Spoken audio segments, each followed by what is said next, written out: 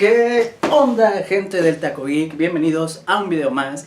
En esta ocasión y continuando con la Semana del Infinito, les voy a hablar sobre la segunda vez que se unieron los Vengadores en el ya no tan cercano año de 2015. Comenzamos. Esta película estuvo en planes desde el año 2011.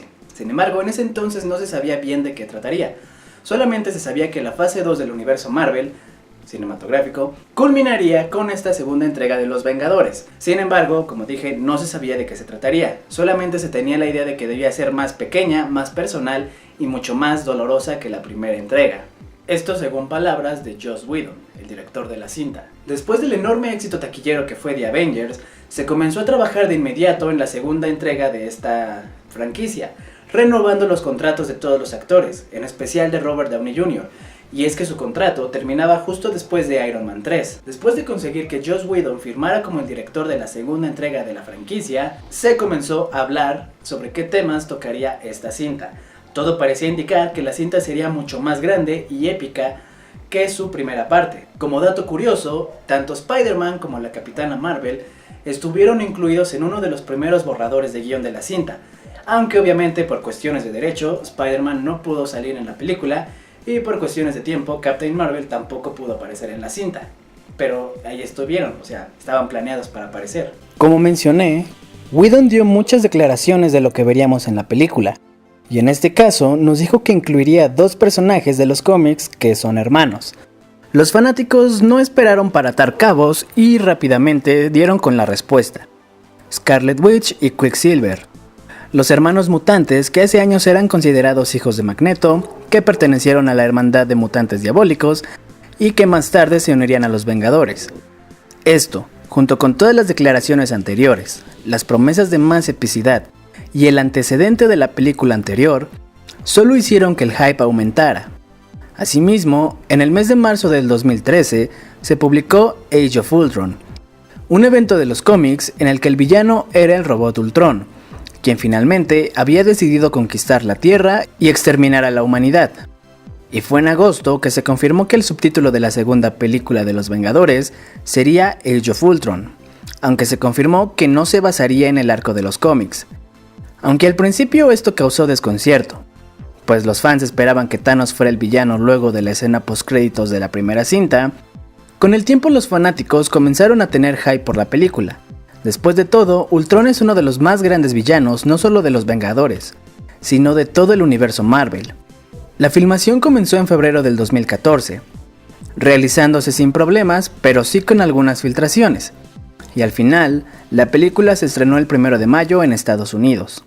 La historia sigue a los Vengadores tratando de eliminar lo que queda de Hydra. En algún punto entre el Soldado del Invierno y Age of Ultron, los Vengadores se reunieron de nuevo y el agente Coulson les dio secretamente la ubicación del cetro de Loki. Esto último es explicado en la serie Agents of S.H.I.E.L.D. Y ahí es donde comienza la cinta, con los Vengadores atacando el aparente último complejo de Hydra en el país europeo de Sokovia, en una fortaleza en la que se escondía el infame barón Werner von Strucker.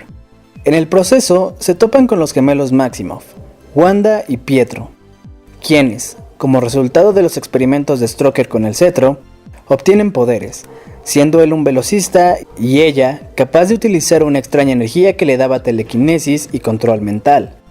Ambos atacan a los Vengadores y escapan de la batalla, pero no sin antes manipular a Tony mentalmente, causándole una visión terrorífica en la que los Vengadores habían muerto y Steve Rogers le reclamaba el no hacer nada para evitarlo, viendo también cómo una armada Chitauri atacaba la Tierra. Es entonces que Tony decide llevarse el cetro y continuar con un proyecto que ha fracasado muchas veces en el pasado, la iniciativa Ultron. Una iniciativa que básicamente automatizaría la Legión de Hierro de una manera 100% efectiva y que, en pocas palabras, sería como un escudo para el mundo, pero esta vez utilizaría el poder del cetro para ello. Lo que no sabe es que eso desataría eventos casi apocalípticos. La historia suena muy interesante, ¿no? Pues sí. La verdad es que la primicia suena sumamente interesante y épica.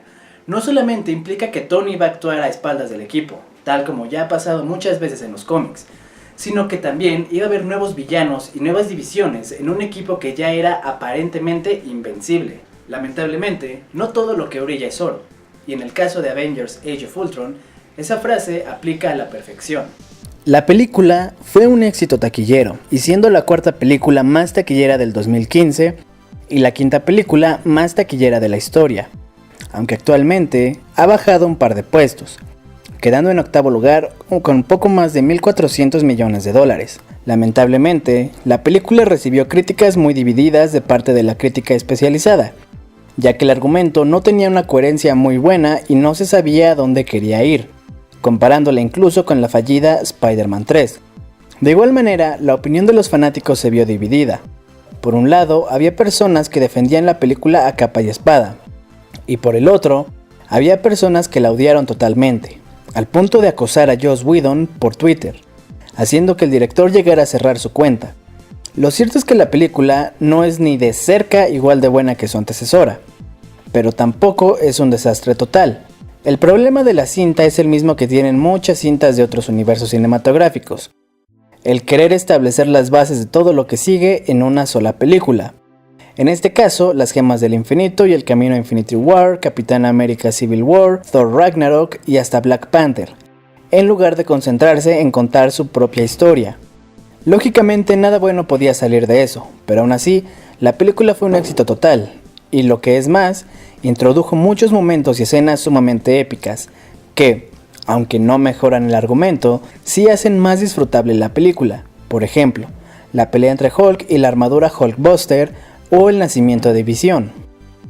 De igual manera, la cinta tiene un lado mucho más oscuro que la primera, y eso es algo que se nota desde el inicio, tanto con las dudas o los conflictos que los personajes presentan y tienen a lo largo del desarrollo de la trama. A diferencia de la primera cinta, en esta ocasión los héroes sí tienen dudas y miedos sobre el futuro y sobre sí mismos, en especial Thor. Y sí, en ese aspecto, Joss Whedon nos dio lo que prometió. La verdad es que sí la hizo más pequeña, en cierto sentido, más personal y más dolorosa para nuestros personajes. Sin embargo, como película, la verdad es que no es muy buena, aunque tampoco es un asco total. Simplemente es una película atrapada en un limbo, una película de esas que o amas u odias. Donde la película sí se lució fue en el apartado técnico. Los efectos son simplemente soberbios. Incluso me atrevería a decir que fue la última ocasión, salvo algunas excepciones, en que una película del MCU tuvo unos efectos visuales realmente buenos. Pero también fue la primera vez que los efectos del MCU comenzaban a verse medio malillos. Por ejemplo, cuando la Legión de Hierro escapa de la Torre de los Vengadores con el cetro de Loki. Ahí sí parece que la Legión de Hierro no terminó de renderizarse. En donde la película sí mejoró es en el OST compuesto por Brian Tyler y Danny Elfman, el cual ya está más presente y acorde con las escenas, dejando de lado ese tono aventurero que tenía el primero y dándonos temas increíbles como Heroes o Age of Ultron Title, siendo también más agresivo y en ocasiones incluso pretende ser aterrador.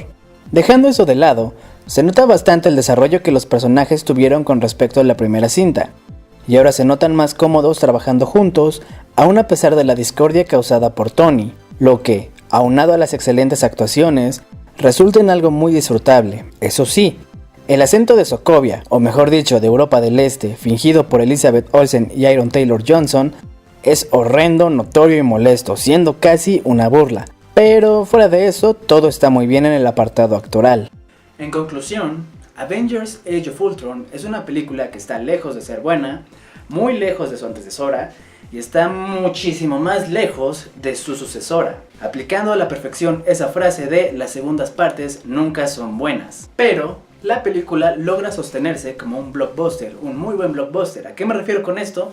A que simplemente es palomero y disfrutable. Aún a pesar de sus fallos y de las críticas, lo cierto es que la película goza de una gran popularidad y aceptación entre los fanáticos y no tan fanáticos de las cintas. Es decir, no por nada logró la enorme cantidad de 1.400 millones de dólares, una cantidad que, al igual que con The Avengers, no es nada fácil de alcanzar hoy en día.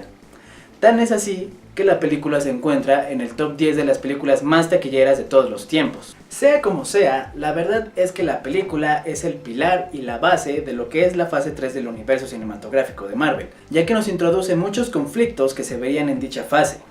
Por lo que sí, es un poco importante el verla si quieres entender muy bien la fase 3 y a todo lo que sigue. Y lo que sigue es enfrentarse nada más y nada menos que al titán loco, Thanos. Y este fue el video de hoy.